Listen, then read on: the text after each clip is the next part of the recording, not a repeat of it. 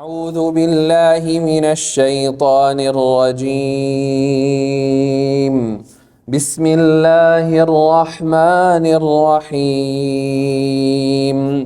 واصبر نفسك مع الذين يدعون ربهم بالغداة والعشي يريدون وجهه ولا تعد عيناك عنهم تريد زينة الحياة الدنيا ولا تطع من أغفلنا قلبه عن ذكرنا واتبع هواه وكان أمره فرطا. وقل الحق من ربكم فمن شاء فليؤمن ومن شاء فليكفر إنا أعتدنا للظالمين نارا أحاط بهم سرادقها وإن يستغيثوا يغاثوا بماء كالمهل يشوي الوجوه بئس الشراب وساءت مرتفقا. إن الذين آمنوا وعملوا الصالحات إنا لا نضيع أجر من أحسن عملا أولئك لهم جنات عدن تجري من تحتهم الأنهار يحلون فيها من أساور من ذهب ويلبسون ثيابا خضرا من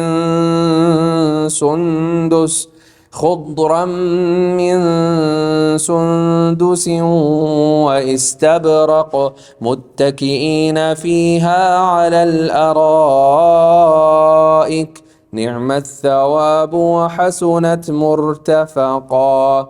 واضرب لهم مثل الحياة الدنيا كماء إن أنزلناه من السماء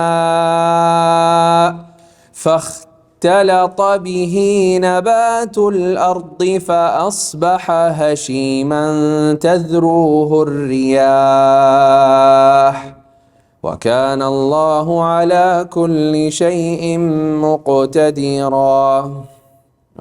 واضرب لهم مثل الرجلين جعلنا لأحدهما جنتين من أعناب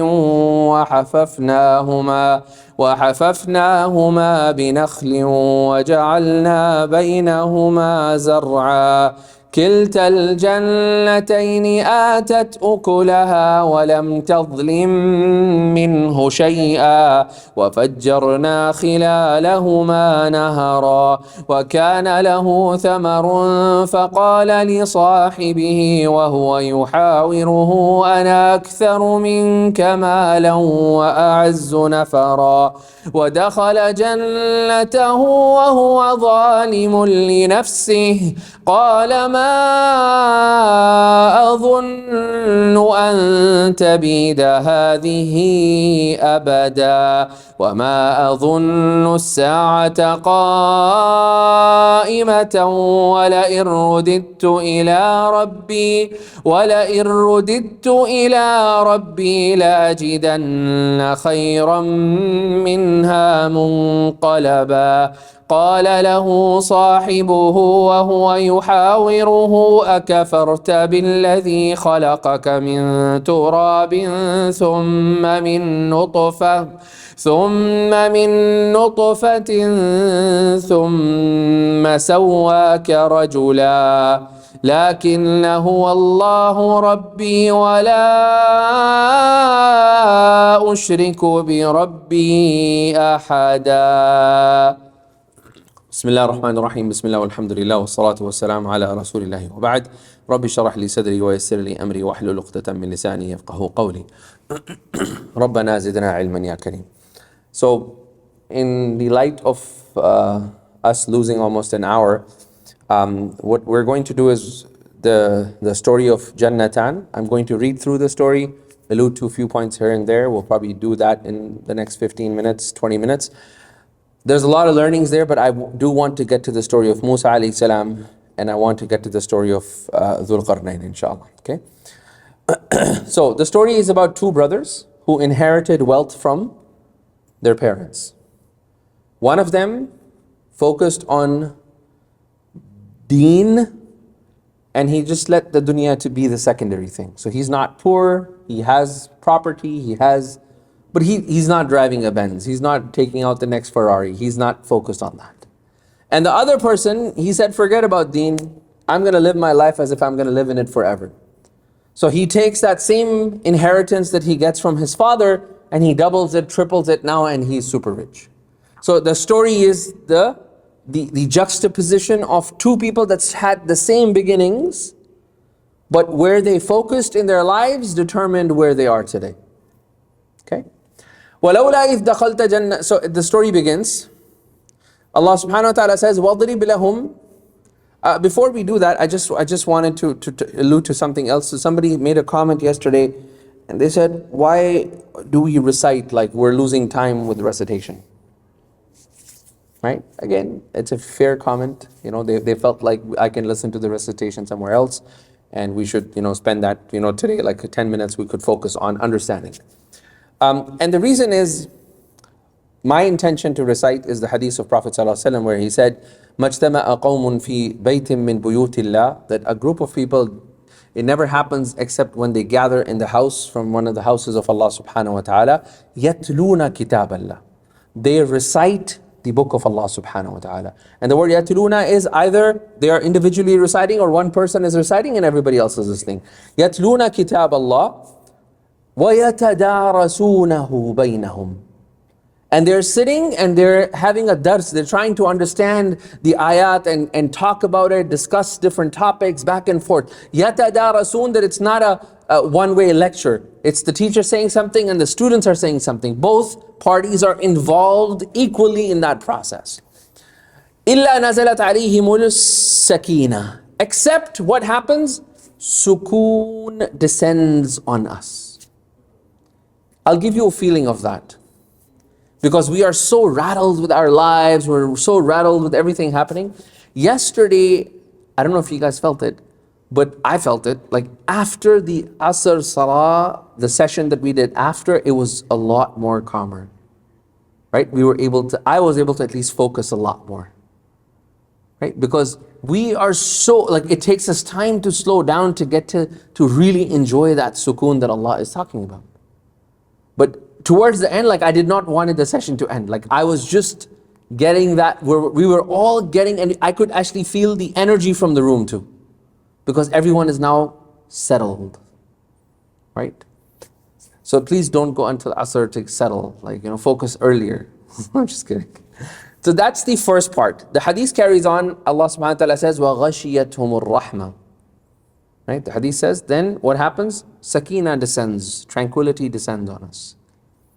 And then Allah's rahmah encompasses us, engulfs us. وَحَفَّتْهُمُ الْمَلَائِكَةِ. There are angels that come into the masjid, they look at this gathering, doesn't matter what the number of people, they come and they grab their wings and they call other angels, everybody, and وَحَفَّتْهُمُ الْمَلَائِكَةِ, the angels come and then they create literally a bubble, a sukoon, like a cocoon for us with their wings. وَحَفَّتْهُمُ الْمَلَائِكَةِ وَذَكَرَهُمُ اللَّهُ فِي مَنْ عِنْدَهُ. And Allah subhanahu wa ta'ala, so these angels, they take this gathering, i.e. the replica of this gathering all the way, and then they tell Allah subhanahu wa ta'ala, so and so are they're all gathered and they're reading your book, and Allah subhanahu wa ta'ala mentions us, mentions your name, my name, her name, her name. Our names are mentioned in what? In the celestial realm, the divine realm. Allah subhanahu wa ta'ala is talking to the angels and saying, look at my servants, they're sitting in that masjid and reading the book of Allah. So tilawa in general has a very powerful impact, right? I know it's not a culture nowadays, sadly, we were just talking about this with the Shaykh, that you have so many people who are du'at, who maybe sometimes even get on a stage to speak in front of thousands of people, they can't even recite Quran. This is something very odd. It never happens that except you master Quran and the recitation of it, then you get to say, okay, now I can speak on behalf of Deen. It's so sad. It's very sad. Like when I was in, I was going to mention the name of the convention, one of the conventions, big ones, one of the two big ones. I was in one of them. I'm there, and then there was this brother and a sister. They were speakers. They were speaking, and they were both like making major mistakes in quoting verses from the Quran, saying the hadith as a Quran. Like it's just, I'm like, why are they on the stage? Right? Because they can draw a crowd and they have a bigger profile, and that's how they get on the stage, which is so sad. Right? We shouldn't dilute our deen for that. That's the first intention. The second intention is obviously ta'aleem. When I recite slowly, sometimes if you are reciting Surah Al-Kahf, you'll say, oh, I recite this verse wrong. The third is every Quran reciter, such as Sheikh Walid, Sheikh Ibrahim, all of us, we have a sanad. We have a chain of narration that goes all the way back to Prophet Sallallahu Alaihi Wasallam. Right? So I recited to my teacher, who recited to his teacher, who recited to his teacher, and we have the names of every single teacher that is between me and all the 36 teachers are there until Rasulullah Sallallahu Alaihi Wasallam. So you benefit from that sanad. But why is that sanad important? That sanad is important because then you know that this knowledge is not something that is made up. This knowledge has pedigree. It has been, it's successive. It's been coming down through ages. It's not something new.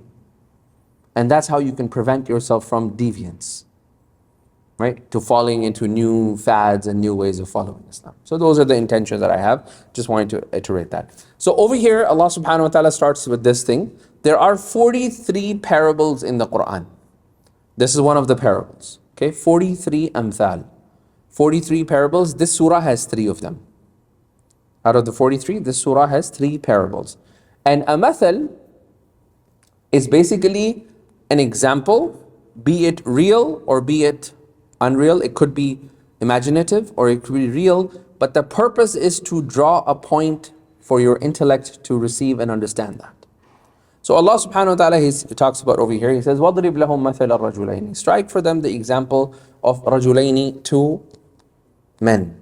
جَعَلْنَا لِأَحَدِهِمَا جَنَّتَيْنِ. One of them, Allah subhanahu wa ta'ala says, جَعَلْنَا. We allowed him to have we made for him, جَعَلْنَا, we made for him, what? 2 gardens, min a'nabin, from grapevines, like vineyards. Okay. وَحَفَفْنَاهُمَا بِنَخْلٍ. And then we surrounded that garden with nakhl, palm trees, right? The palm trees you see. We surrounded the garden, i.e. the fence of the garden is all fenced, and inside there are 2 patches, and he has 2 vineyards, and وَجَعَلْنَا بَيْنَهُمَا زَرْعًا. And in between these 2 gardens, we have created for that individual zarra, i.e. crops that you need for your personal consumption. Cucumber, watermelon, here, there, tomatoes and stuff. So he has his own little garden that he uses, in between the vineyards, and that he uses that garden for himself. Okay. وَجَعَلْنَا بَيْنَهُمَا زَرْعًا.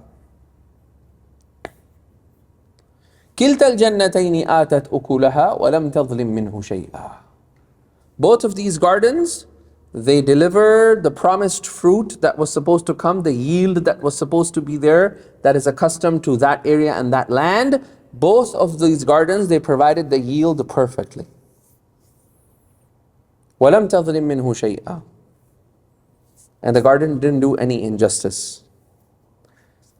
It's referring to the fact that this earth of ours, it has a standard function in which it gives back to you. You take care of the earth, it will give back to you better fruits. You don't take care of that earth, the fruit quality deteriorates. Whatever you give into the earth, it always gives you extra, it never depletes from you. Okay, this is the earth, the mother earth that we stand on. Okay. وَفَجَّرْنَا خِلَالَهُمَا نَهَرًا. And in between the 2 gardens, we had opened for him. وَفَجَّرْنَا basically means that we caused a river.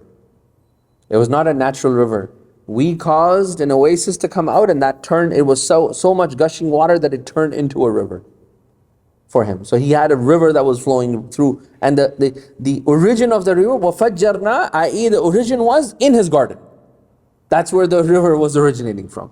وَفَجَّرْنَا, because fajara basically means to crack open something, right? And generally, just a pointer for that, شَقُّ الشَّيْء, to break something or to crack something open. Generally, the Arabic language is like you'll be able to get these understandings. So generally, anything that begins with fa, right? What do you think has the general words that begin with fa? They always have the similar meaning. So fa in general means to open something. Okay. Fajr, open. Fajr time, what happens? The light opens. Okay. What else? Give me another word in fa. Fath, to open. Another one. Huh? Funduq? What do you say? Fanta? Like, are you talking about the Fanta drink? Fajr. Okay. Fajr. Yeah, to crack open something. وَقَدْ فَجَّرْنَا خِلَالَهُمَا نَهَارًا. Give me another word in fa. Come on, guys. Falaq as-subh. Right? Falaq. Right? When the morning, i.e. the daylight, it cracks the darkness of the light. Falaq as-subh. Okay? So all of these, once I was doing this and there was a Egyptian brother, he said fool. I said fool is a food, habibi. It's like, I know next thing you're going to say is ta'miya or fool or shatta. I was like, stop right there. It's a food. We're not talking about food. Okay? وَفَجَّرْنَا خِلَالَهُمَا نَهَرًا. We caused a river to flow in between the two gardens. وَكَانَ لَهُ ثَمَرٌ. This ayah has been recited. وَكَانَ لَهُ ثَمَرٌ. Another way it has been recited. وَكَانَ لَهُ ثُمْرٌ. And another recitation is وَكَانَ لَهُ ثُمُورٌ. ثَمَرٌ, ثُمْرٌ, ثُمُورٌ. Okay? And all of these, the meaning, so if it's thamr, it's talking about specifically food, fruit, yield, crop. If it's thumr or thumurun, then it refers to, if it's with dhamma, it refers to all type of financial gains that he gets from this garden. وَكَانَ لَهُ ثَمَرٌ, i.e. he had a very prosperous business. Okay, that's one understanding, and that's the majority reading, by the way. وَكَانَ لَهُ ثُمْرٌ, ثُمْرٌ, that's the majority reciters. We read the minority opinion, ثَمَرٌ. Okay? Out of the 10, 9 of them or 8 of them read ثُمْرٌ and ثُمُرٌ. And that meaning is more profound, that he had a very thriving business. وَكَانَ لَهُ ثَمَرٌ فَقَالَ لِصَاحِبِهِ, he says to his sahib, and this indicates that since they were brothers, he was his neighbor, sahib, he was next door to him. قال لصاحبه وهو يحاوره, and he was this sahib, good friend of his, good brother of his own sibling. He was trying to convince his brother, stop this way. Like, how much are you going to run after dunya? How much are you going to run after dunya? Right? And sometimes people run so much after dunya. Right? We just saw a reminder today in the janazah. Right? I don't think any of those people thought that he was going to leave this earth. Nobody thought about that. And as the Shaykh was saying about the certificates, it made me think, like, when you see that, and when you see that death certificate of his, the most important certificate in your life, you don't get to see. It's issued after you're gone. The certificate that is going to determine your eternal abode, you never get to see this in the dunya.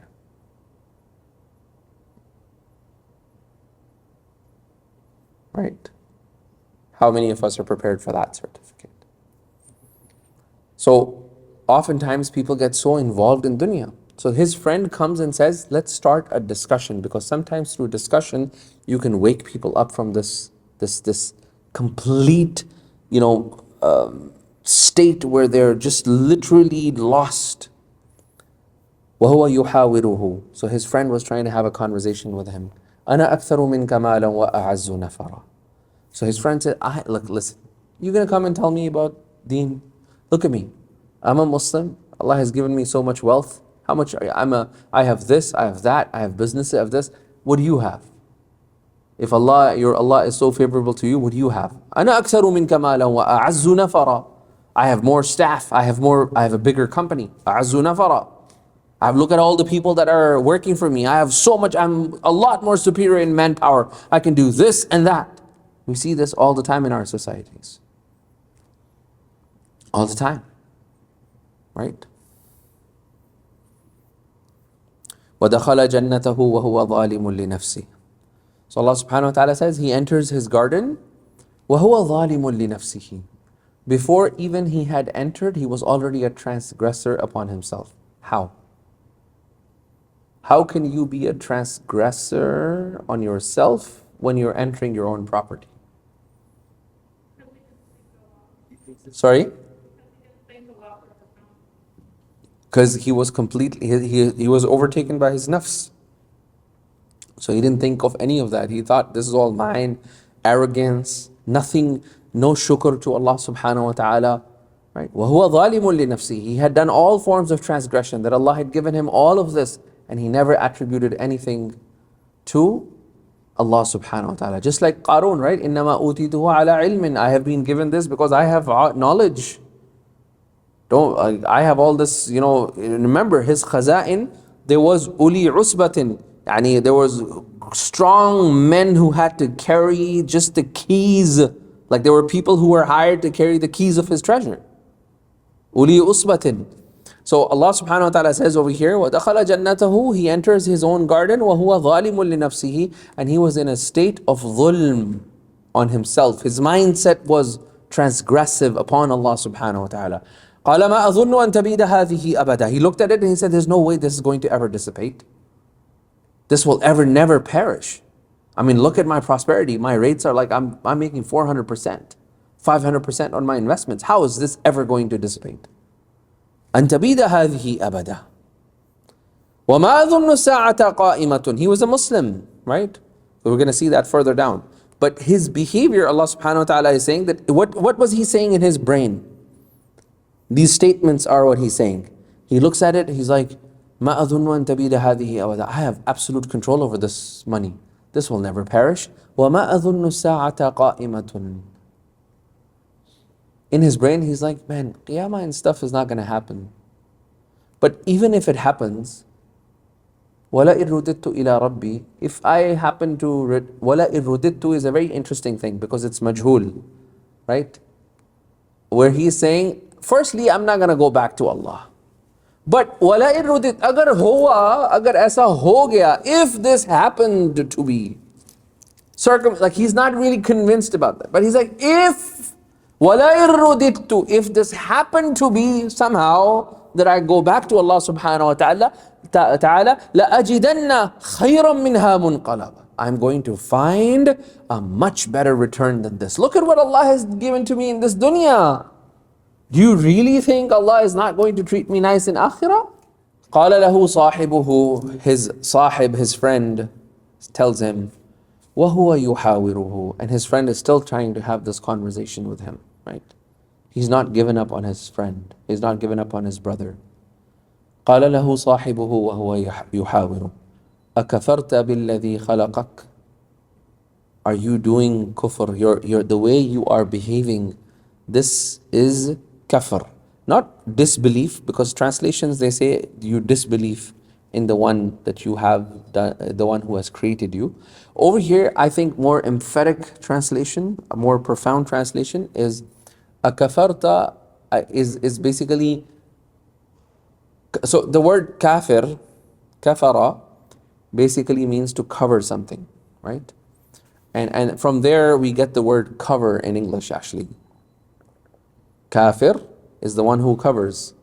Kafara, to cover something.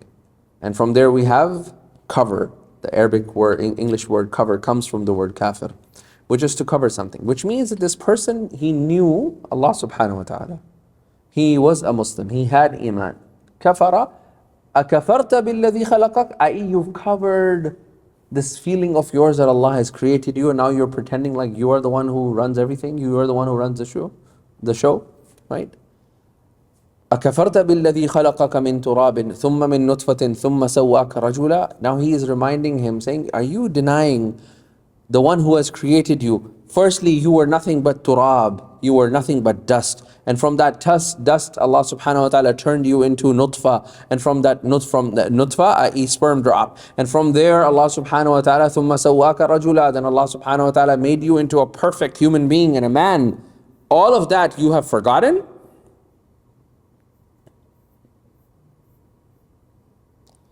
لَكِنَّهُ وَاللَّهُ رَبِّي. Now he reminds his friend. He reminds his friend and he says, لكن, but, لكن أنا. Lakinna over here is lakin, but ana, me. Okay, and that alif has been dropped. Lakinna huwa Allahu Rabbi. Allah is my Rabb. That's how I live my life. Two things over here. First, he uses the word Allah. So he wants to remind him and himself, and obviously his friend or his brother, that Allah is the one who I submit to, my ibadah belongs to him. And using the loves of Jalala, using La ilaha illallah, Allah, Allah, these words, it has something to do with our nafs. Right? When you say the word Allah, it touches. We see this all the time when these tourist news reporters, they go to Muslim lands and they've never heard adhan for the first time. They'll go on the rooftop and they will hear adhan, right? Allahu Akbar, right? And they start crying. They don't know why. They have no understanding, but their soul does. Their soul does, right? The Quraysh at the time of Rasulullah sallallahu alaihi wasallam, they were so acute to this that the way Rasulullah would even say things, right? One of the companions, I'm just missing his name,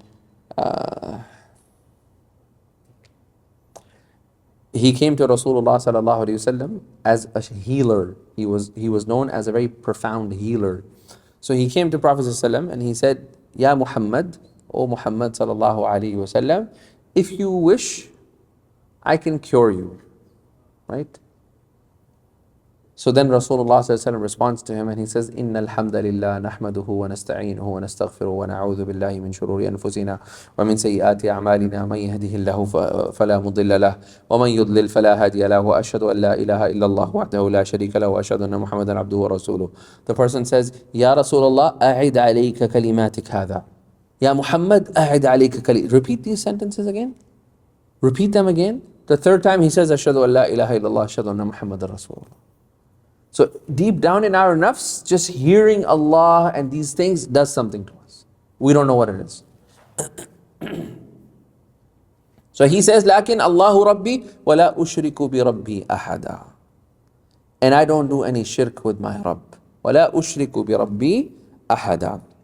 Over here, there's an interesting discussion that happens. When am I obligated to stop something that I see haram? Because people have this concept of amr bil ma'roof, right? I must stop. But when does amr bil ma'roof become obligation? When I see somebody doing something wrong? What is the threshold? When does it become wajib on me to have amr bil ma'roof? When does it become wajib on me? Sorry? Forget about the semantics of what haram he is doing. In what state? If I say to someone, stop, and I see them doing something evil, okay? If I know with 100% certainty that me telling him and he will stop, then it becomes wajib on you. So deep down inside, like your cousin, younger cousin, they're 10, 12. You're older, you can tell them if you see them doing something, you can say, please stop, this is not good for you. And you know that because you're older, they will listen to you and they will submit. But if you happen to have anywhere between 99 to 51, if you're between 51 to 99, that if I tell him, I don't know, man, I'm 99% sure, but I'm not really 100% sure if they're going to stop, then that command, i.e. you telling them to stop the evil, then that becomes sunnah. Highly recommended, but if you walk away from it, you're not going to get sin for it. Right? Then anything less than this, 50, if you're at 50%, i.e. you're not really sure. There's a 50-50 chance if I tell him they will carry on doing it, if I tell him they will stop. Then in that particular case, you are in a mubah state. I.e. whether you do it, you walk away, you're not held liable. Okay? And then you know that if you tell him, so you're below 50, and if you tell him, it is only going to infuriate, make him more, what's that word? Angry. No, not the word I'm trying to look for. I think it's infuriate, right? Like, infuriate. Yeah, he will be infuriated with that. Like, he'll get super angry. How dare you tell me this? If you're in that state, then it is haram for you to provoke him. Okay? It's not allowed for you to tell that person to do this, because you're only going to push them further in haram. Okay? And there are states in which you see them doing haram, and if they stop this haram, they will end up doing something more greater that is haram. Then you're allowed to be completely quiet and not say anything to them. For example, Ibn Taymiyyah rahimahullah, as he was walking, he saw Muslim soldiers who had allied with the Noyan and all of these people, you know, the Mongols, they had allied with them, and they were all drunk. So the students of Ibn Taymiyyah said, we should go stop them because they're Muslims. And he said, leave them drunk, let them drink, because if they become sober, they will go and rape our women. So it is better for them to be drunk. Like, let them be drunk, and as a matter of fact, don't stop the process. Because when they become sober, they're going to cause a lot more harm to our sisters. Right? So that understanding is very important. So over here, he has pretty good understanding that I will be able to stop this friend of mine.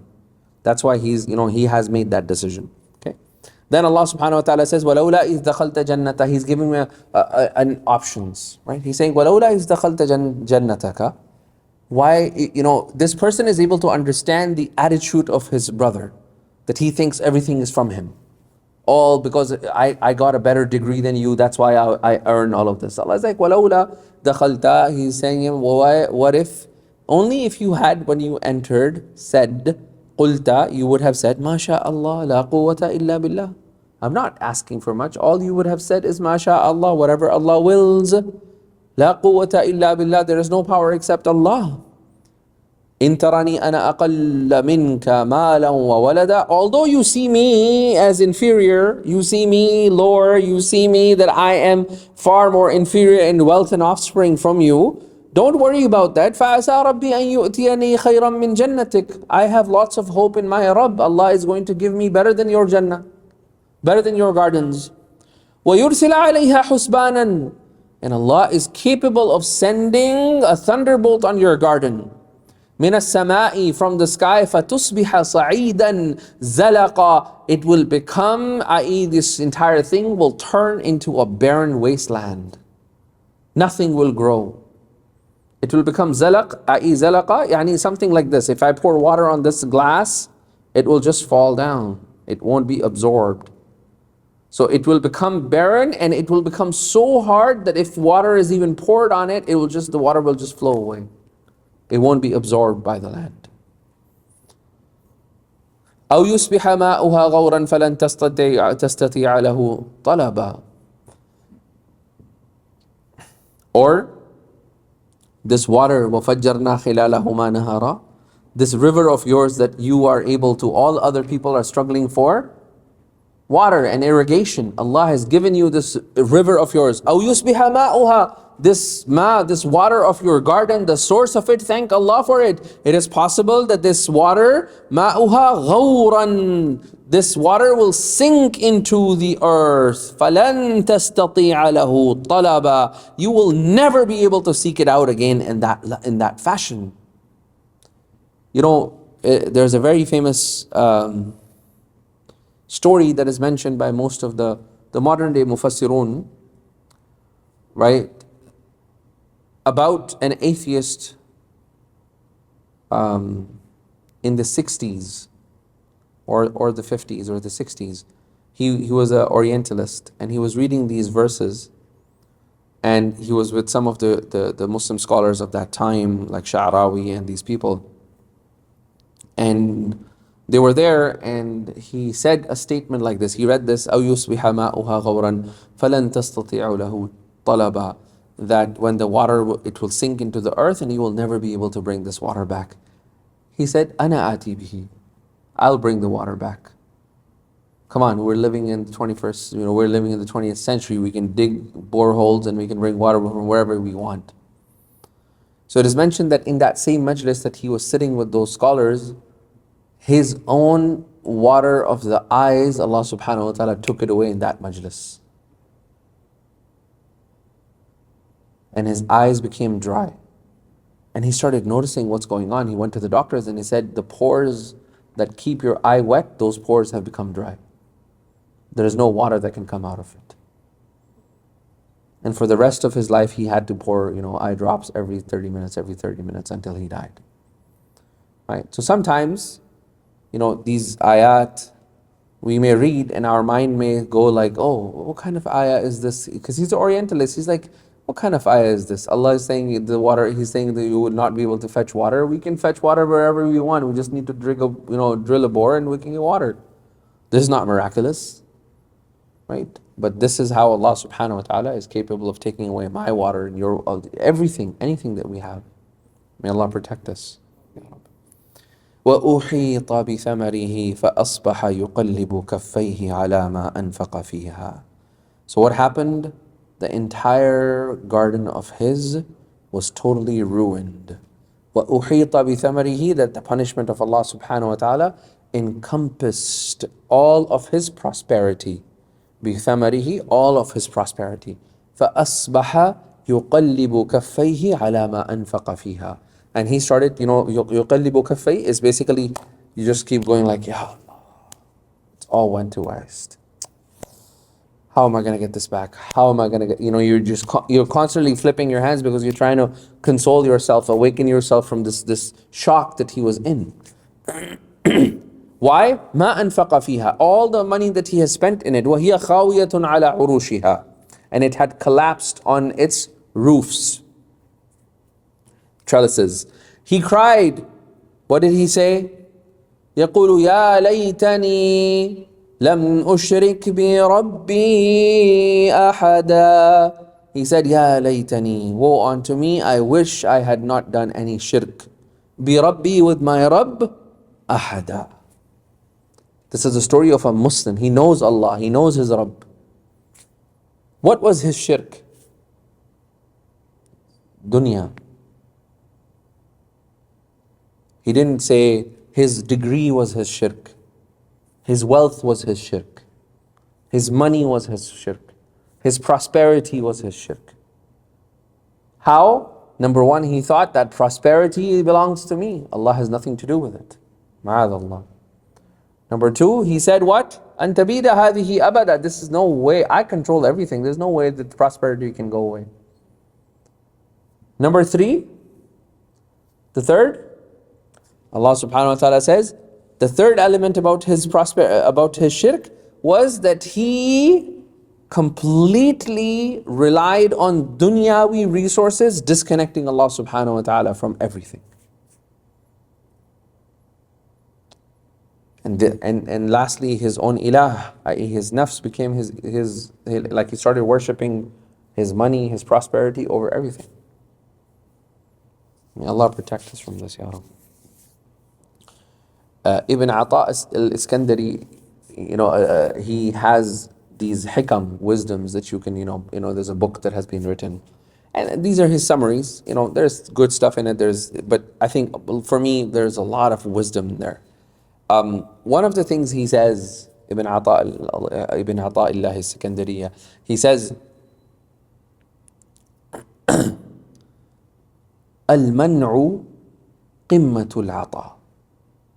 He says that if Allah deprives you of something, that is the pinnacle of endowment. Because Allah knows that if I give you this, it will harm your akhirah. If Allah gives you this lots of money that you're asking, Allah knows that if that money comes to you, your akhirah is going to be destroyed. So Ibn Ata'illah Sikandari, he says, Al-man'u, that when Allah withholds from you something that you desperately desire, that withholding is qimmatul ata. That is the pinnacle of Allah's giving to you. Because He's protecting you from something else. I know of an individual who happened to be, a hafiz. He used to lead Taraweeh, he used to do everything. And he won the contest in Makkah as like the best reciter, and they gave him like $30,000 gift when he came back, right? Beautiful reciter, like everybody in the masjid knows him and stuff like that. And this was in 1998, 99, 2000s, around that time. And we would like, the entire masjid would get filled because he's the reciting and he's leading the Taraweeh. Like, you would be transcended to Makkah because he recited just like Shuraim. Many, many years later, subhanallah, I don't know what happened. I ran into his father in another masjid and I said, "Oh, assalamu alaikum, uncle, how are you doing?" And he hugged me and he started crying and he said, "I'm doing okay, beta, but I have one shikwa, I have one complaint with Allah subhanahu wa ta'ala." And I said, "What's that?" "I complained to Allah that I wish that my son had never won that competition." I said, "Why?" He said, "Because since he got that $30,000, he has left everything to do with Quran.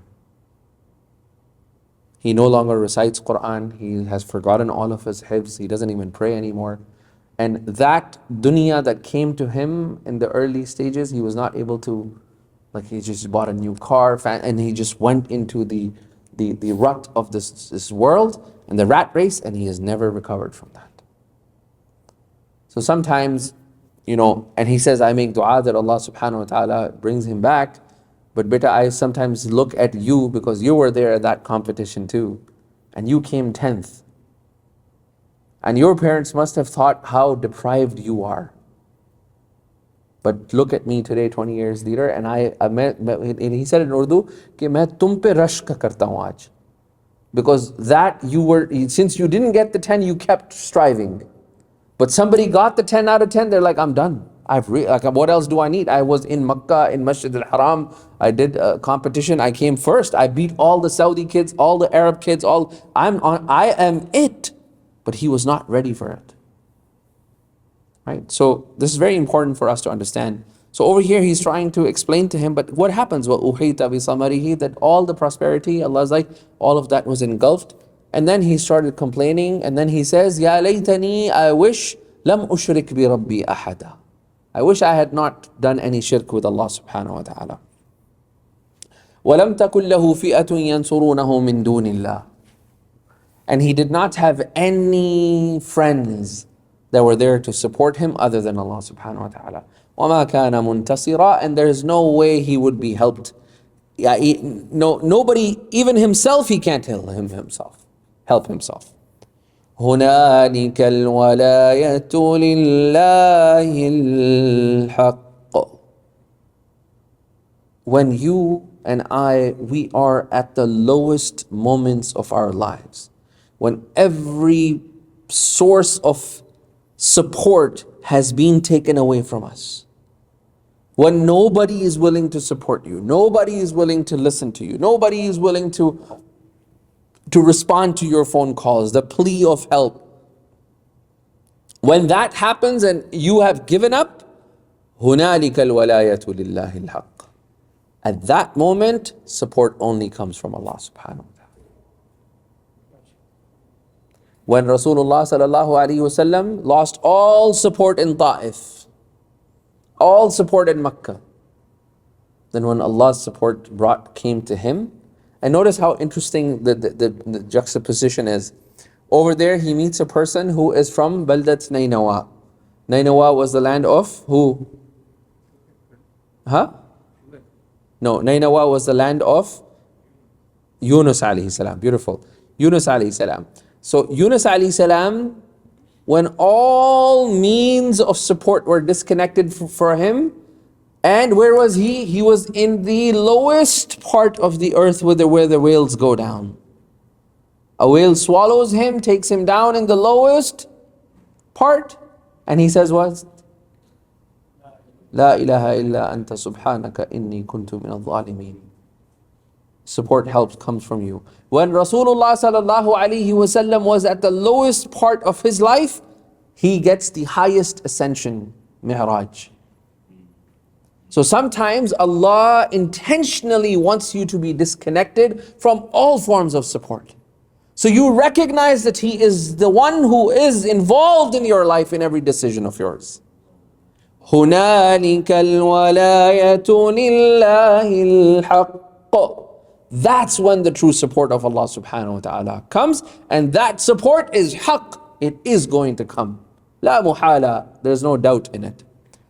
Huwa khayr. Allah is way better than any other support that you can get. Huwa khayrun. Allah is better. In what? Thawaban. He is better in reward. I.e., nobody will reward you better than Allah subhanahu wa ta'ala. Because everybody in this dunya rewards you on the external. Allah rewards you on the internal and the external. Huwa khayrun thawaban wa khayrun uqba. And the best outcome that can come. There is no better outcome. If you lose your job and you gain Allah, you have gained everything. But if you get a job and you lose Allah, what have you gained?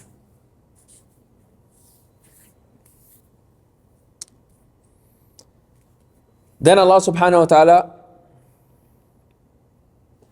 strikes a second example. This is the second method.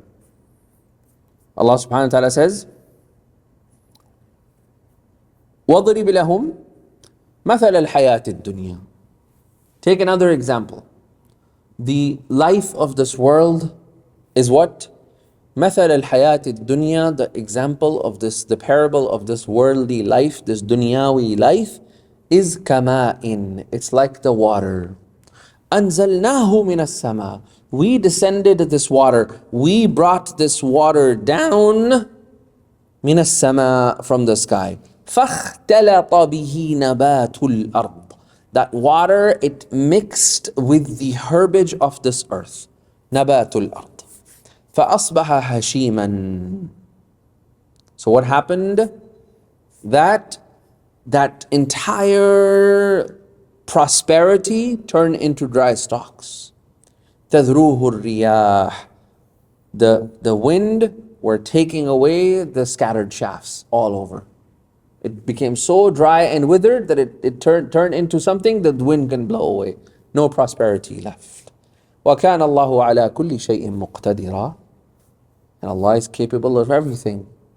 Bringing down the water and bringing prosperity, or taking you from lack of prosperity into prosperity. Everything is possible for Allah subhanahu wa ta'ala. Right? Now, how is the life of this dunya like water? Let's ponder, because see, when Allah tells you these parables, we have to pause and think, okay, it's like water. Tell me how dunya is like water. Let's see. What can you guys come? It comes and goes. Okay? Dunya comes and goes. It's like the blessings come down from Allah. Come down, rain, right? Okay? Dunya, your rizq comes from the sky. You can try all you want. The rizq is only going to come from the sky. Second, anything else? I think I have 7 points here. Yeah. It said water brings life to the earth, provides the earth like knowledge. Like, beautiful. So dunya, the water brings life. It's a source of life. Dunya, if you have good fruition, it's ease. It causes ease in life for you. right? The next one, the water does not stay in one location. That's right. Similarly, dunya does not stay with one person all the time. It keeps on moving. Water has varying states, right? It's sometimes stationary, it's sometimes moving, it's sometimes salty, sometimes sweet. Likewise is dunya. Sometimes you feel like nothing's moving. Sometimes things move too fast. Also, Sometimes life is not good, it's salty. Sometimes it's very sweet. Like you are enjoying moments in life. And this is how life is. Yes? also, there's a scientific experiment. A guy who, played music to water and formed it as ice, and it had bad ice patterns. Yeah, the Japanese scientist. Yeah. So with life, it's like that. Allah is what you speak of. Beautiful. Beautiful. The water does not remain, it finishes. The water, no matter how much water you have, if you times water with time, i.e., you multiply with longevity, you wait for a long time, eventually the water will dissipate, it will finish. Likewise is dunya. You have it for a very limited time, and eventually it would dissipate.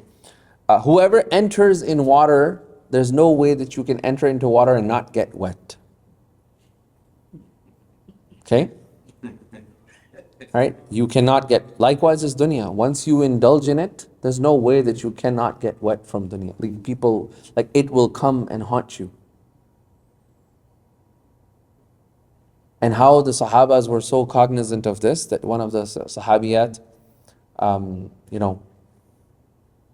of the Sahabi, he comes in the house, and he sees his wife, and his wife was cooking a lamb shoulder. Right? So he says, "Where did you get this from?" So she replies that, that farm of yours, there was a lot of vegetation. We went and sold it in the market. And we got that much money, and we were able to buy this meat. And this was one of the most beloved things to Rasulullah sallallahu alaihi wasallam. So I thought we would eat that. So he started crying, and he said, "Why are you crying?"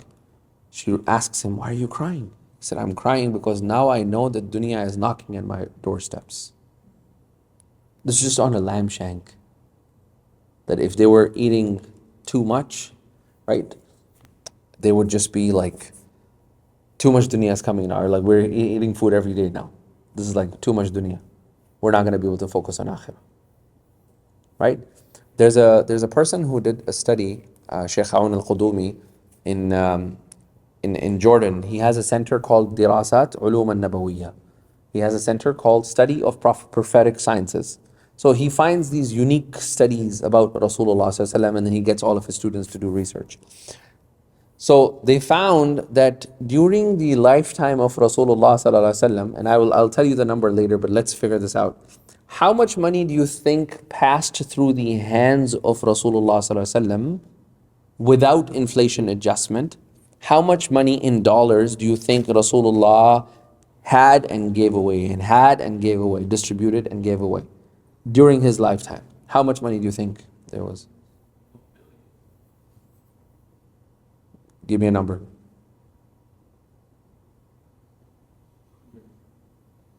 During his lifetime, in the 10 years in Medina, 100 million? Don't do inflation adjustment.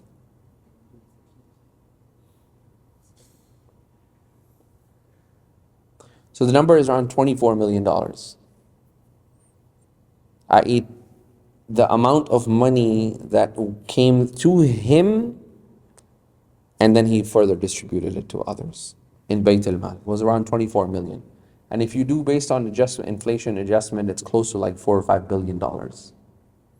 He had access to all of that wealth. And he had the permission to take khumus, 1/5 of that.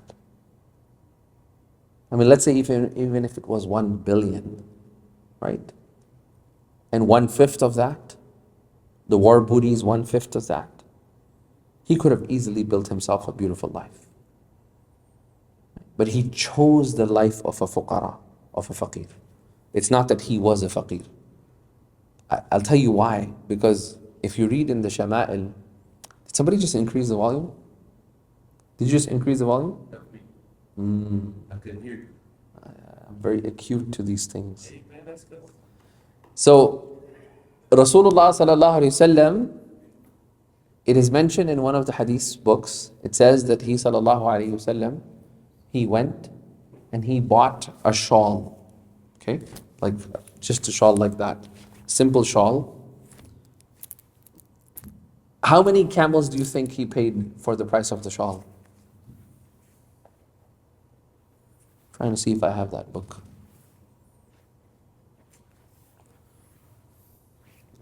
I think my kids took it out. How many camels do you think he paid for the yeah, so you pay in price of camels. How many camels?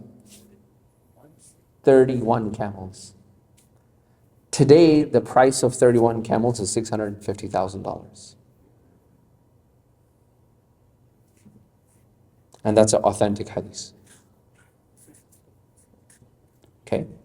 So like, just so you understand that for he sallallahu alaihi wasallam, it's not that he didn't own expensive articles, right? His naqa, qaswa, was the fastest camel of Medina. People were willing to pay whatever price possible. But he never let that article control him. Right? He never, and then he used that article that, you know, that shawl that he had, he used that primarily on Eid and Fridays. Right? Once Prophet ﷺ was gifted a beautiful black Yemeni shawl. Right? He used to love, by the way, these are shawls that, you know, are from Yemen, and, you know, you get these like from Yemeni threads.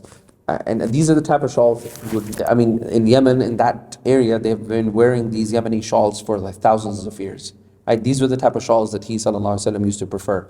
A shawl that would have green color or red color, and it would have stripes, mukhattat, right? So Rasulullah sallallahu alaihi wasallam, he had the camel, qaswa, right? People willing to pay whatever price. Once he got gifted a black shawl, and it was super expensive. Nasij, it was like made from cotton, very fine, embroidered, beautiful. Even Aisha radiallahu anha, when he wore it, she said, Ya Rasulullah, ma ajmala sawaduha ala bayatik. How beautiful the black contrasts with your white skin. Like the beautiful contrast colors that are making the shawl.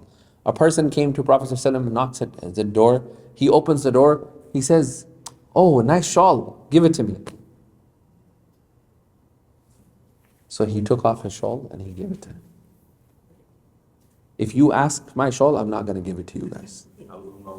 I'm not going to give it to anybody. Okay? I don't have that. Okay? This costs $50. It's very expensive. Okay? It's going to stay here. But he sallallahu alaihi wasallam, not even thinking about it once. How? If you really, it's about because it was not in his, did not control his heart. Right? My teacher used to say, you remove the love of dunya from your heart, dunya is yours for taking, because it's no longer in your hearts and it's in your hands. Okay? So that's dunya. If you involve in it, there's no way you can get out of it. And rarely in dunya, you rarely get hurt with things that are obvious. Likewise in water, when you're on a boat, if you're, you see things, you don't generally, like you have a lot of time to turn before, like a car is driving very fast. By the time another car comes up, you hit it. But in water, even if you're traveling fast, you have enough time to maneuver because you can see a long distance ahead that something is coming. But where do people get hurt the most in the water from? The dangers that lurk underneath the water. Likewise is dunya. Externally, you will never get hurt. It will look so benign. But that article that you bought, or the thing that you think, or that smart vacuum that you got, something, eventually it will control you, take you into some downward spiral and completely disconnect you from Allah subhanahu wa ta'ala. So on the onset, dunya looks very naive and nice. Our phones, very nice, very easy. But soon you know that people are spending 12 hours, 13 hours. There was a person after the Friday halaqah, he came, he did not want to say his number. His screen time was 16 hours. I'm like, what were you doing? He said, YouTube and Netflix. Oh. So unfortunately, right now I see my children too, right? They're at that level where they're like having the class and then they're watching a video at the same time with one earpiece and the other earpiece is the class. And I'm like, how are you operating? And again, my daughter's getting really good grades. Like she has a 4.0 average. I'm like, I don't care, but this is not healthy for you. No, I can do it. It's fine. I can multitask. I'm like, it's not good for us. Ajib. Number one, the next part, water in proper quantity is super beneficial. Do you need something? Yeah, how much is my screen time? Oh, you can open the app. Just go, help him. That's mobile. Uncle's like, I need to drop my screen time. So when I'm not traveling, I don't have this phone. When I'm traveling, I keep the iPhone, but when I'm at home, usually I have a flip phone. That's the only way I can be productive. I have a flip phone that I carry, and the only thing I have on that phone is WhatsApp, so I can message people on WhatsApp, and then it's on a flip phone. And that phone is my predominant phone. So my phone it sits on the desk, and I try my best not to use it unless if I'm going to a new destination and I need Google Maps and something like that. But it's honestly, wallahi, it's $20 a month, unlimited call and text, Mint Mobile, any of these cheap services, and just don't have your phone with you. Switch to, it will transform your life, those $20. 5 days a week, you leave your house, you know you're gonna go to this place or that place, you know all the places, you don't need, it's just your psychology comes, you're like, oh, what if I need GPS? We all lived without GPS, okay? People who are older than 40 can tell you over here. We all knew how to, am I right? We all knew how to navigate. We would sometimes travel states, right? You would have the one person, I remember, I was the navigator of my dad. I would have this MapQuest yellow book, page find like a line, dad, exit, ye wala exit, nahi agla wala, next exit, or turn left, turn right. Oh my God, we turn left. You go to a gas station, find the direction, right? But honestly, take my advice, just invest in a cheap $50 Amazon phone and a $20 Mint Mobile, and only keep that number. That number nobody has. That number is with my wife, my children, my sister, my sister-in-law, my mother-in-law, very important. Very important, right? My father-in-law doesn't even have it. My mother-in-law has it. And then, and obviously my brother and my sister. So those are the ones. So they know that during the week if they need to. So if I get a call on them, on that, I know that it's directly only from those people. Nobody has access to that.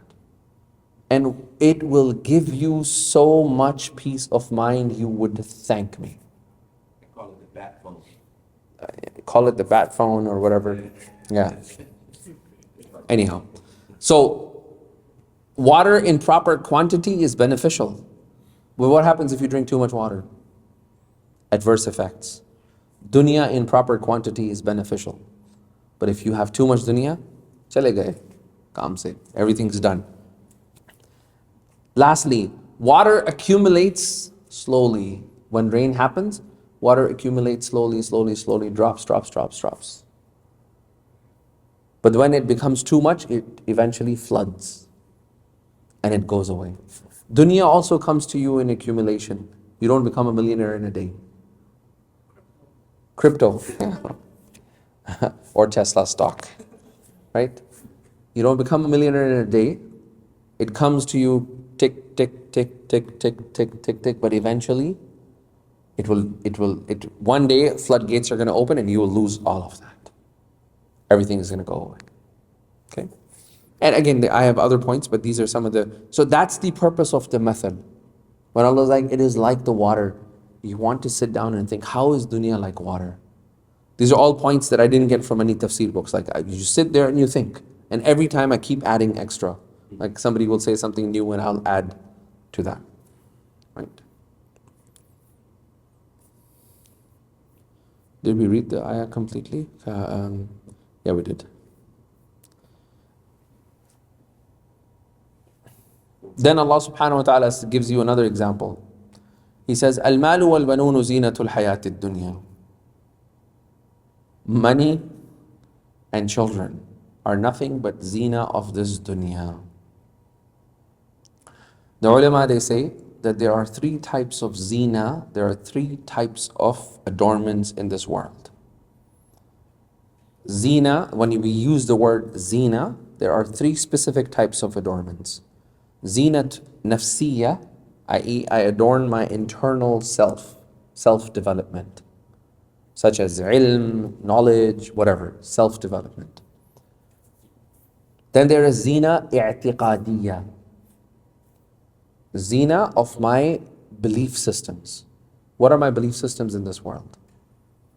Right? One is discipline related, that time management. This other is, what is my philosophy? What's the creed on which I operate on? I'tiqadiyya.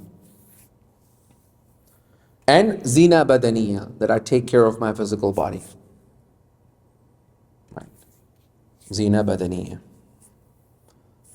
Tall, height, skincare, all of that other stuff. So look at all of these things, that's what occupies us, right? Badani. The most important one for us is aqadiyya, belief systems. What are my belief systems about this life? What are my belief systems about this dunya? Okay? Al-malu wal-banunu zinatul hayatid dunya. The word mal in the Quran comes 86 times. Okay? If you open Sahih al-Bukhari, for example, Sahih al-Bukhari has how many books? 96 books. Sahih al-Bukhari is a collection of multiple books. Right? Kitabul Mal, book of this, but it was then compiled. Right? You can call it chapter, but he called it books.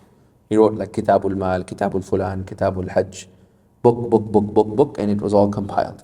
96 books that Imam Bukhari wrote, compiled in Sahih al-Bukhari. Out of those 96, how many do you think deal with money?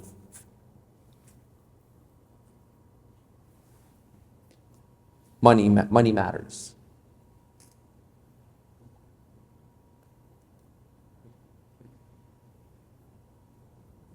How many? Give me a number. 5? Give me a number.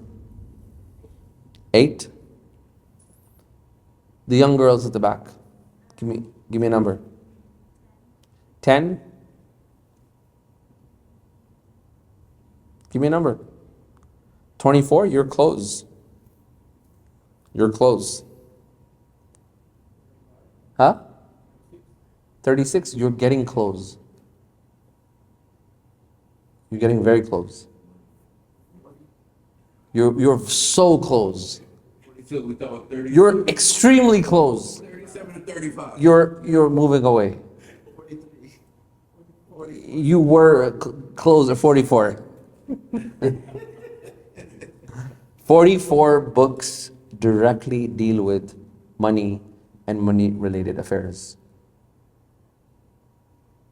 Half of Sahih al-Bukhari is about muamalat, dealings. 1/5 of our religion is muamalat.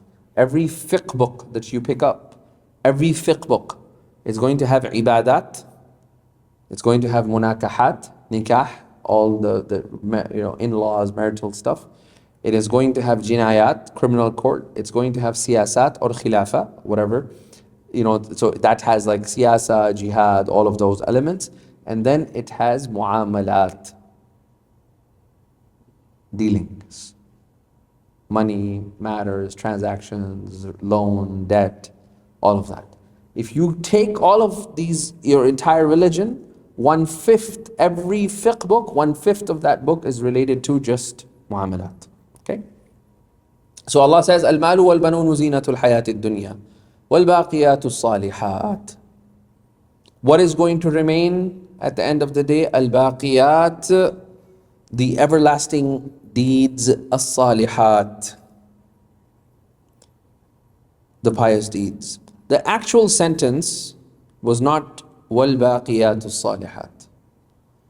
The Arabic sentence was وَالصَّالِحَاتِ. The good deeds, al-baqi'at, are going to be everlasting. So the actual sentence in Arabic was supposed to be as-salihatul baqiyat. But when al-baqiyatu came first, then the emphasis is on the eternal nature of your good deeds, not on the good deeds. Okay? خَيْرٌ عِنْدَ رَبِّكَ ثَوَابًا. The everlasting good deeds are far better in the eyes of Allah subhanahu wa ta'ala in reward. وَخَيْرٌ أَمَلًا. And if you want to tie your hope to anything, nothing is greater in the world than to tie your hope with the good deeds that you have done.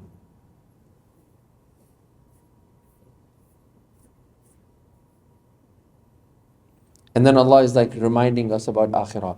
وَيَوْمَ نُسَيِّرُ الْجِبَالَ وَتَرَى الْأَرْضَ بَارِزَةً. And remember the day that Allah is going to نُسَيِّرُ الْجِبَالَ. Allah is going to blow the mountains in the sky. Those giant mountains that we see, they will be uplifted and they will be كَالْعِهْنِ الْمَنْفُوشِ. They will be like a cotton ball that was jungled up. And they will be floating in the air, just like cotton balls. وَحَشَرْنَاهُمْ. And Allah is going to resurrect every single one of us. فَلَمْ نُغَادِرْ مِنْ وَتَرَى الْأَرْضَ بَارِزَةً. And you're going to see the earth, the actual face of this earth. Bariza, buruz al-shay, basically means that the actual face of it becomes visible. From there was the word mubaraza. Right? Mubaraza is that you're in a single file in a battle and one person comes forward to fight. So he becomes more clearer and evident than the rest of the army. Okay?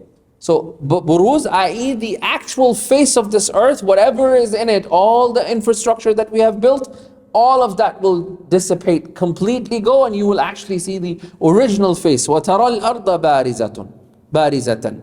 You will see the actual face of the earth. Okay? وَحَشَرْنَاهُمْ فَلَمْ نُغَادِرْ مِنْهُمْ أَحَدًا. And we will gather the entire mankind, and Allah says we shall not leave anyone ever. وَلَمْ نُغَادِرْ مِنْهُمْ أَحَدًا. Nobody would be left behind. Allahumma asirna ya Rabb. And then Allah subhanahu wa ta'ala says what happens to all of us, the scene that Ibn al-Qayyim describes, that a rain is going to be sent down.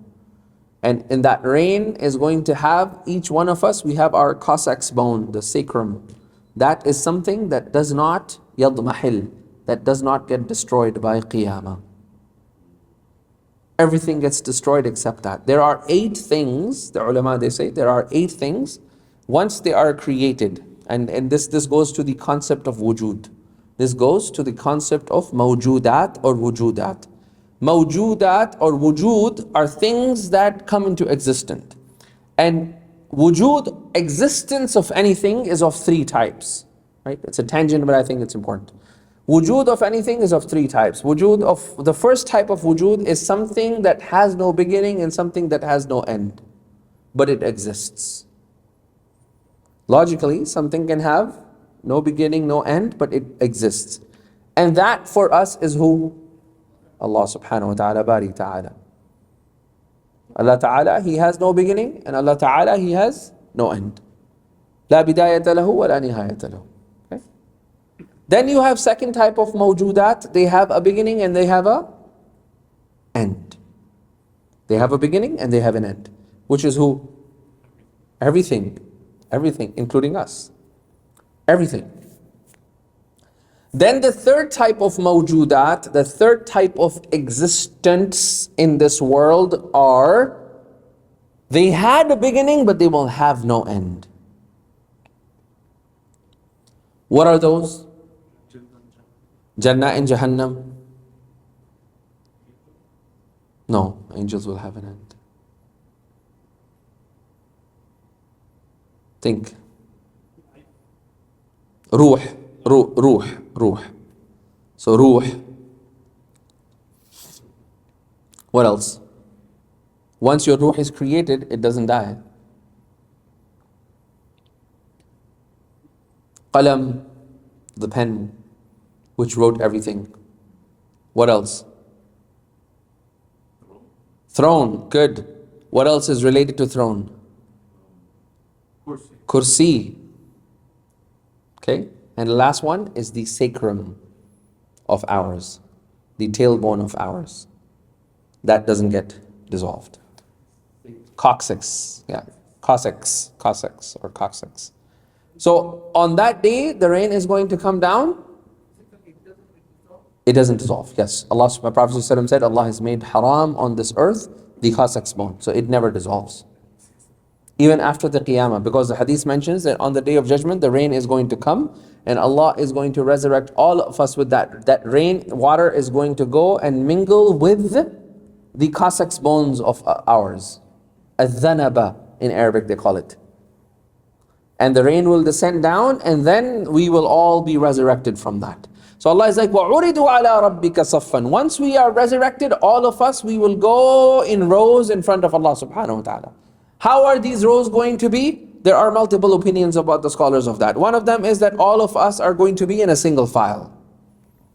Everybody gets face time with Allah subhanahu wa ta'ala. You know, as Ibn al-Qayyim says, that we sometimes think, oh, you know what? This is going to be like, you know, every turn by turn. No. Allah is not in the way Allah listens to all of us today without turn. You know, I say something and like, wait, Allah hasn't heard it yet. A'udhu billah. No, Allah hears it simultaneously. He's not need of turns. So that is going to be one that we're all going to be in single file. And Allah subhanahu wa ta'ala is going to say, أَقِمُوا عِبَادِي عَلَى الْأَنَامِلِ. Angels, go and make my servants stand on their tippy toes. Stand like this, upright. فَيَقِفُونَ. They will be standing there for 50,000 years, waiting for the hisab to begin. May Allah protect us from that day, man. But likewise, there are going to be people that would be on that day under the shade of the throne of Allah subhanahu wa ta'ala. They will not be in the line. As it is mentioned, that when they will come out, right, there will be a chariot waiting for them. The angels will be driving it. And they will say, come, you have an appointment underneath the throne, underneath the shade of the throne of Allah subhanahu wa ta'ala. You're not going to be with the rest of the people. You have a VIP valet parking. You'll get a valet service there. Allah make us from those, Ya Rabb. وَعُرِدُوا عَلَىٰ رَبِّكَ صَفًّا. That you will all be presented to Allah subhanahu wa ta'ala in a single file. And then Allah is going to say, you know, in Urdu mein kehte na, aage na wapis phir hamare paas. Like you came back finally, right? Allah is like, لَقَدْ جِئْتُمُونَا. Finally you came back. Done whatever you have done, you're back now. Let's talk. Ajib. لَقَدْ جِئْتُمُونَا كَمَا خَلَقْنَاكُمْ أَوَّلَ مَرَّةٍ. The way I created you the first time, finally you're back again. Let's talk now. بَلْ زَعَمْتُمْ أَلَّن نَجْعَلَ لَكُمْ مَوْعِدًا. You thought this day would never come? And the word زَعَمْتُمْ is indicating Muslims in there too. Right? Because if Allah said كَذَبْتُمْ, that means they were not non-believers. But how do we live our lives? Do we live our lives with this belief that we're going to stand in front of Allah? Do we have that visceral reality? And the answer is no. We all, including myself, we all forget it. And that's why we need these gatherings. To remind us. And nothing moves our hearts like Quran. Wallahi, I've taught this surah, Surah Yusuf, I've taught these surahs so many times. Every time I teach, I walk away with things I had never learned. Like when sometimes I'm sitting and teaching and there are points that Allah, and like, wow, subhanAllah, how come I never saw that? Right? May Allah give us ikhlas, Ya Rabb. بَلْ زَعَمْتُمْ أَلَّن نَجْعَلَ لَكُمْ مَوْعِدًا. You thought that there is no appointed time for you to return back? Ya Rabb. وَوُضِعَ الْكِتَابِ. Ya Allah. Now, where are you going to go? The book is going to be presented to you. Finally, you're back. Imagine just that scene of Allah telling you, finally, you're back. Let's talk now. Let's see what you've done. It's like your performance management at work. I'm going to give you a performance review. Let's see what you've done. وَوُضِعَ الْكِتَابِ, and the book is going to be placed. فَتَرَى الْمُجْرِمِينَ مُشْفِقِينَ مِمَّا فِيهِ.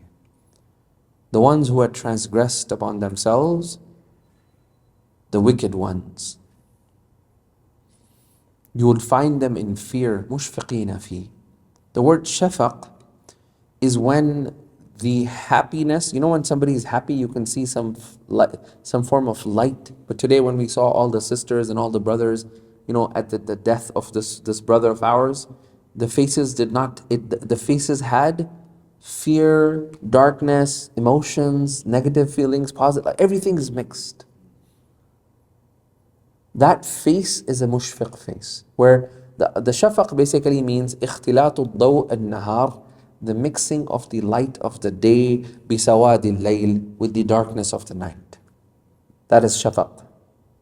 So it's like it's a mix of, I don't know what's going to happen. I've done a lot of sins in front of Allah subhanahu wa ta'ala. I don't know how I'm going to stand in front of Him. And those feelings overtake the person, and that is then displayed on the face. Allah help us, man, on that day. فَتَرَى الْمُجْرِمِينَ مُشْفِقِينَ فِيهِ, that you're going to find the mujrims, that they're going to be terrified at that moment. مِمَّا فِيهِ. The fear is not the entire scene. That itself is so daunting. They know what is in that kitab. They know all the sins that they have done. They know how many times they have disobeyed Allah subhanahu wa ta'ala. وَيَقُولُونَ, and they're going to say, يَا وَيْلَتَنَا مَا لِ هَذَا الْكِتَابِ. What is wrong with this book? لَا يُغَادِرُ صَغِيرَةً وَلَا كَبِيرَةً إِلَّا أَحْصَاهَا. لَا يُغَادِرُ صَغِيرَةً وَلَا كَبِيرَةً إِلَّا أَحْصَاهَا. That there's not a small thing or a great sin or a minor sin except it had. أحصاها means that Allah has kept a statistical analysis of that. Ahsa'iyat basically means statistics. That 2,560 lies, 3,000 backbitings, 12,000 times looking at haram. Allah help us, man. وَوَجَدُوا مَا عَمِلُوا حَاضِرًا. They're going to find in that book only that which you have done. مَا عَمِلُوا, جو हमने खुद किया. We had done it. It was my own hands that led me to this. وَوَجَدُوا مَا عَمِلُوا حَاضِرًا. وَلَا يَظْلِمُ رَبُّكَ أَحَدًا. And there would be no, and وَلَا يَظْلِمُ رَبُّكَ أَحَدًا, that Allah subhanahu wa ta'ala, your Rabb, my Rabb, He will never transgress upon anyone. You will receive whatever was there for you. It is mentioned in a hadith that Rasulullah sallallahu alaihi wasallam, he says that a person is going to be brought to Allah subhanahu wa ta'ala when we're all going to be standing in front of Allah. And Allah is going to tell this person, take your kitab. He will pick the book.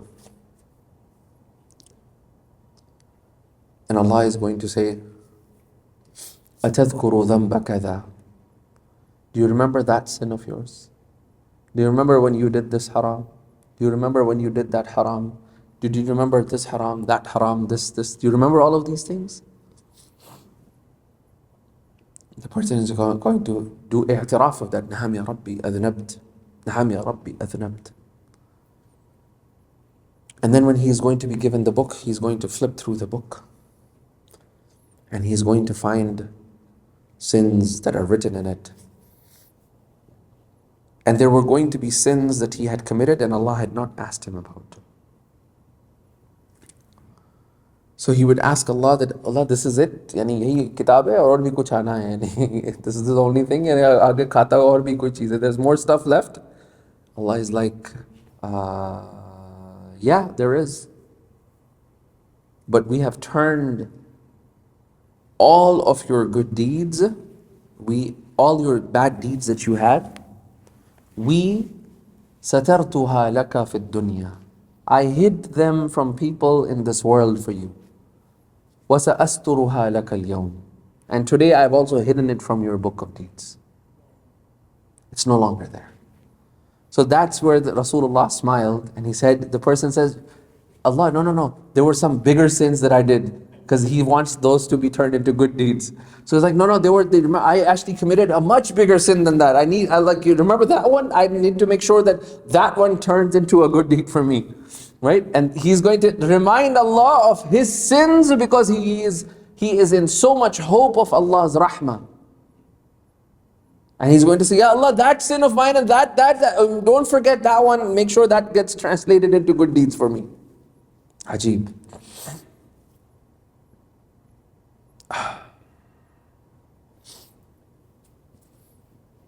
One of the scholars, he used to say that, what should my kitab be filled with? Right? What should my kitab be filled with? Number one, we have to make sure that our fara'id, our obligations are intact. If you are not praying your 5 daily prayers, make sure that you get them intact. There is no progress in spirituality. There is no barakah. I tell this to a lot of younger people and they get really offended about it, but my job is to tell them, you can protest all you want about Palestine, but if you're missing Salat al-Maghrib in the protest, there is no barakah in that protest. I can't sugarcoat it for you. Because if you have forgotten that the one who can help our brothers and sisters in Allah is not the Capitol Hill that you're protesting on, not blasting music and dancing and ana dammi Falastini, and now somehow you think that Allah's help is going to come. But what changes people is to be able to stand on your prayer mats and make dua for your brothers and sisters in Gaza and or in Sudan or Lebanon or wherever, and understanding that the help of Allah only comes through His ibadah. If you're not worthy of His, if our du'as are not worthy of that, then who are we fooling? Who are we fooling? Right? That's number one, all of the fara'id. Number two, what has to be filled in it is tons of voluntary devotional acts. Voluntary devotional acts. We don't jump onto voluntary things until our house is fixed with obligatory things. And lastly, making sure that there is lots of majalis of ilm, knowledge, and majalis of dhikr. Be it at home, be it privately, be it in gatherings, but make sure that you attend those. Okay? And then be very careful about minor sins. Don't ever trivialize minor sins. Oh, it's just a small sin. It's just a small sin, because you don't know how many of these small sins you have done, and they accumulate on that book on that day. وَلَا يَظْلِمُ رَبُّكَ أَحَدًا. Then Allah subhanahu wa ta'ala tells us the story of the creation of Adam alayhi salam. وَإِذْ قُلْنَا لِلْمَلَائِكَةِ. Why will people fail on that day? Because of shaitan. So Allah is reminding you, وَإِذْ قُلْنَا لِلْمَلَائِكَةِ اسْجُدُوا لِآدَمَ فَسَجَدُوا إِلَّا إِبْلِيسَ كَانَ مِنَ الْجِنِّ فَفَسَقَ عَنْ أَمْرِ رَبِّهِ. It is mentioned, وَإِذْ قُلْنَا لِلْمَلَائِكَةِ, when we said to the angels, اسْجُدُوا لِآدَمَ, do sajda to Adam. فَسَجَدُوا إِلَّا إِبْلِيسَ. Everybody did sajda except Iblis. كَانَ مِنَ الْجِنِّ, he was from the jinn kind. فَفَسَقَ عَنْ أَمْرِ رَبِّهِ. He did not obey the command of Allah and he rebelled against. Fasiq, right, comes from fasaqa. And fasaqa basically means, the Arabs, they say fasaqa zahra, that when the flower, is the bud is like this, and when the bud forces itself out of the covering, that act of the flower coming out is called fasaqa zahr. So a fasiq is a person who knows the boundaries that he was not supposed to cross, but then says, who cares? Nobody is watching. I will cross. Fasiq is a person, when you tell him that this is a boundary of Allah subhanahu wa ta'ala, he says what? It's okay, Allah Ghafoor Rahim. Allah मियाँ माफ कर देते हैं. Allah बड़े मेहरबान हैं, आप क्यों डरा रहे हैं मुझे? Why are you making me afraid of this? Like, what do you mean? I met somebody who was wearing gold in the masjid.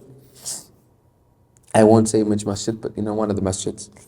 And Kahari wants me to get into trouble. It's like, tell me the name of the masjid. I was like, no, I'm not. That's what Chaykin said.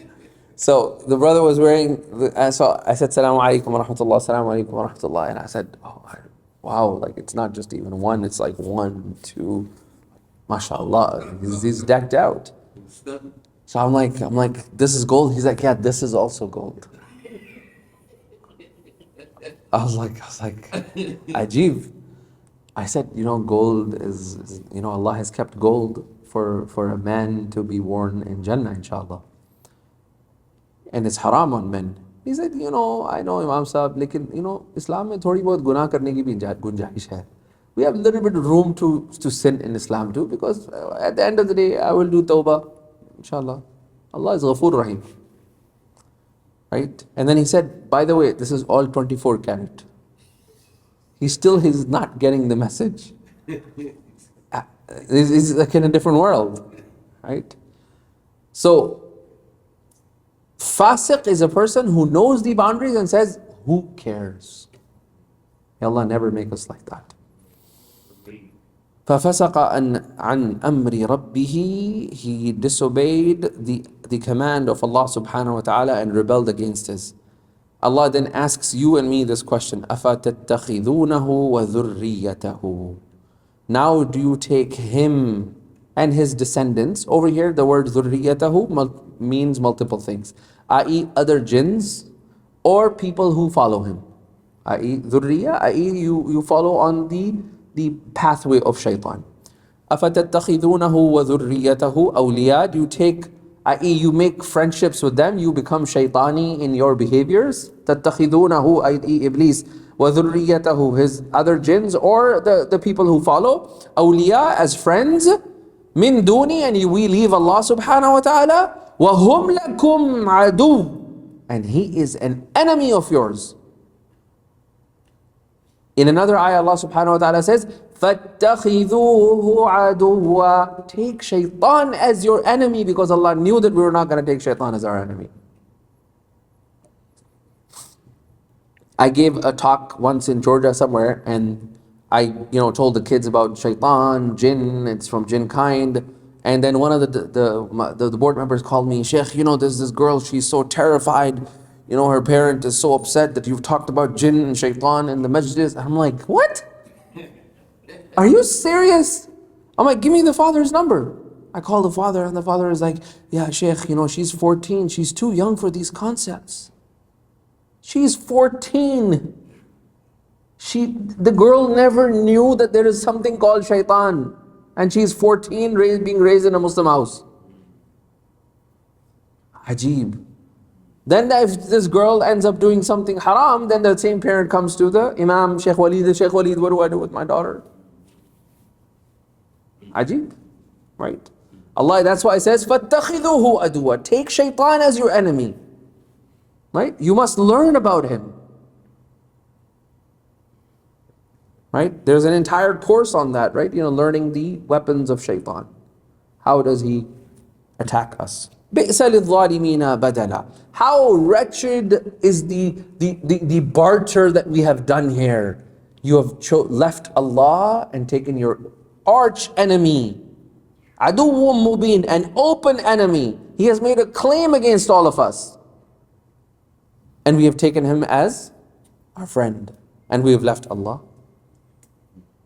Either him or the people that follow him. Right? What does shaitan say on the day of judgment? مَا أَنَا بِمُسْرِخِكُمْ وَمَا أَنْتُمْ بِمُسْرِخِي. Na maine teri sunni hai, na tune meri sunni hai. Neither am I going to listen to you. I.e., complain all you want, I'm not going to listen to you. I have no affair, I have no control in Qiyamah. And I am going to complain too, because I am in a trouble. And you're not going to be able to help me too. Ma ana bi musrikhikum. Musrikh is to listen to a scream of someone, a cry of help. So he's like, Ma ana bi musrikhikum. Cry all you want, I can't help you. Wa ma antum bi musrikhi. And I will cry all I want, none of you can help me. May Allah help us, man, on that day. We'll take a quick break over here, inshallah. And then now we have this. How much time do we have? 50 minutes? 50 minutes? 50 minutes for adhan or iqamah? And then Iqamah is 4:45. That 50 minutes is to iqamah. Yes, sir. Excellent. So we'll start the story of Musa alayhi salam in a quick break.